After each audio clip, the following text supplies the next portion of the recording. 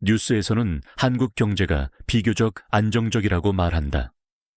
성장률은 급락하지 않았고 금융 시스템은 관리되고 있으며 은행은 정상적으로 작동한다. 표면적으로는 위기의 징후가 크지 않아 보인다. 그러나 개인의 생활로 시선을 옮기면 다른 장면이 나타난다.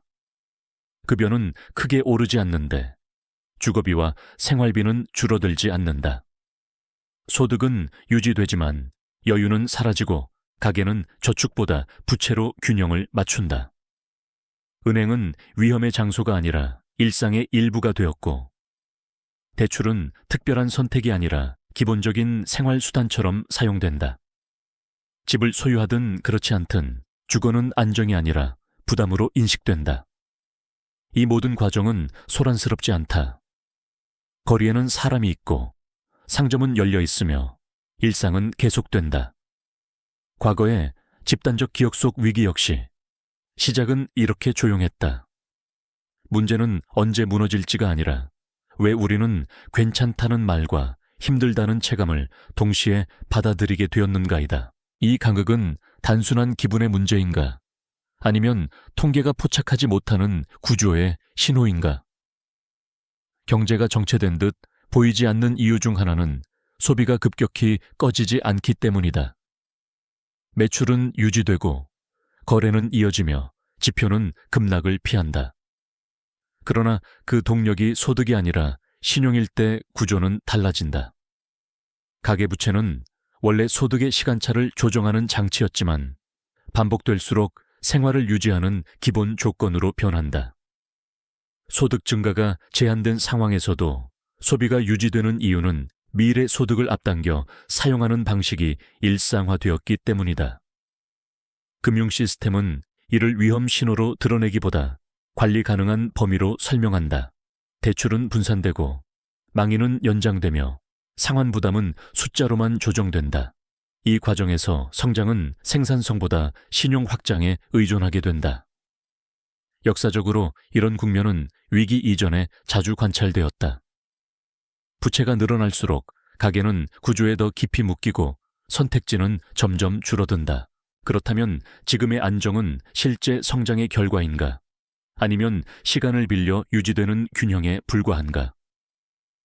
부동산이 단순한 자산을 넘어 시스템의 기준점이 될 때 구조는 특정 방향으로 고정된다. 주거는 생활의 기반이지만 동시에 금융의 담보가 되고 정책 효과의 전달 경로가 된다. 가계의 자산 구조는 주택에 집중되고 금융기관의 건전성 역시 부동산 가치에 기대어 설명된다. 가격이 오르면 안정의 신호로, 정체되면 관리 가능한 조정으로 해석된다. 이때 중요한 것은 상승과 하락의 문제가 아니라 의존의 깊이다. 시스템이 특정 자산의 유지를 전제로 작동할수록 정책 선택지는 좁아진다. 가격을 급격히 낮추기도 적극적으로 올리기도 어려운 상태가 지속된다. 역사적으로 이러한 구조는 위기 이전에 반복적으로 나타났다. 작은 변동은 위험으로 인식되기보다 흡수되어야 할 충격으로 간주되었고 그 과정에서 구조는 점점 경직되었다. 부동산이 안전판처럼 보이는 순간 그것은 동시에 움직이기 어려운 고정장치가 된다. 그렇다면 지금의 주거와 자산 구조는 안정의 기반인가? 아니면 시스템이 스스로를 묶어두는 조건인가? 표면적으로 시장에는 자금이 존재한다. 예금 잔액은 급감하지 않았고 기업과 가계 모두 일정 수준의 현금을 보유하고 있다. 그러나 그 돈은 움직이지 않는다. 소비는 최소한으로 유지되고 투자는 보류되며 자금은 계좌 안에서 정체된다.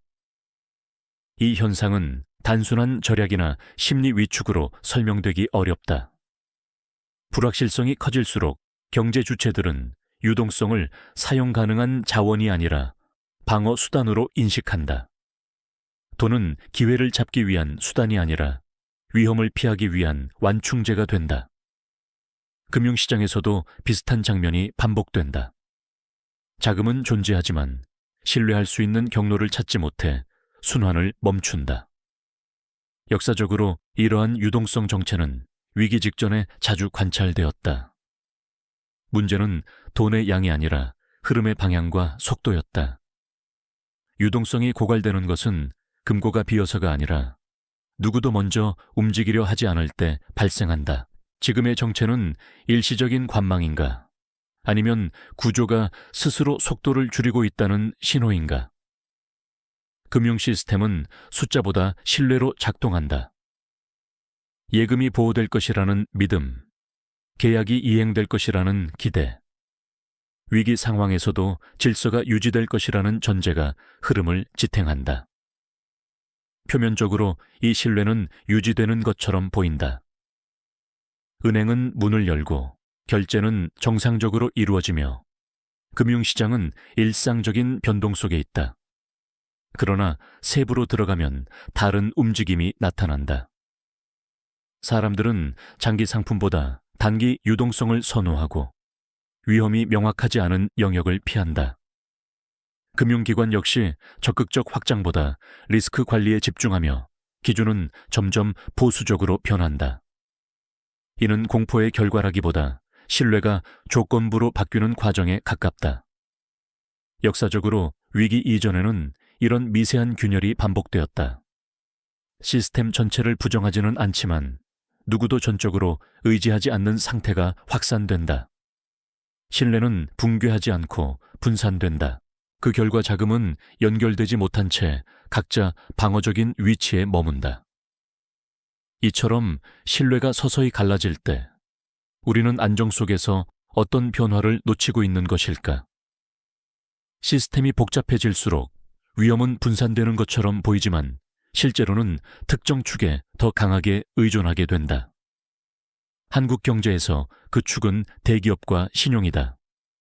대기업은 고용, 투자, 수출의 중심으로 기능하며 이들의 안정은 곧 시스템 안정으로 인식된다. 신용은 이 구조를 연결하는 윤활유 역할을 한다. 거래는 신용을 전제로 이루어지고 확장은 현금보다 신용을 통해 가능해진다. 문제는 이 의존이 깊어질수록 다른 선택지가 사라진다는 점이다. 중소기업과 개인은 독립적 판단보다 대기업과 금융의 흐름에 반응하는 위치에 놓인다.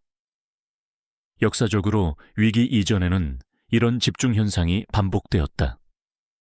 시스템은 효율적으로 보이지만 충격에 대한 완충 장치는 얇아진다. 대기업과 신용이 흔들리지 않는 한 안정은 유지되지만 그 전제 자체가 부담으로 작용한다. 이 구조는 과연 효율적인 분업의 결과인가? 아니면 위험을 한 곳에 모아두는 방식에 불과한가?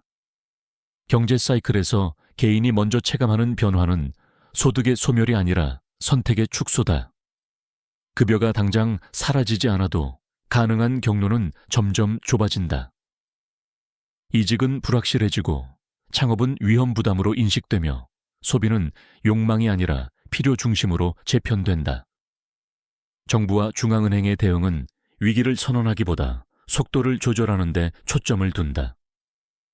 시장 역시 명확한 방향성을 제시하기보다는 관망과 반응을 반복한다.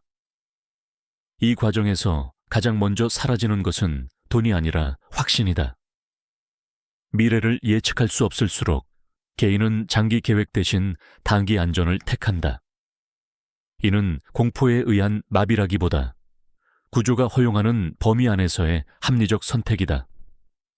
역사적으로 이런 국면에서 사회는 급격히 무너지기보다 서서히 굳어진다.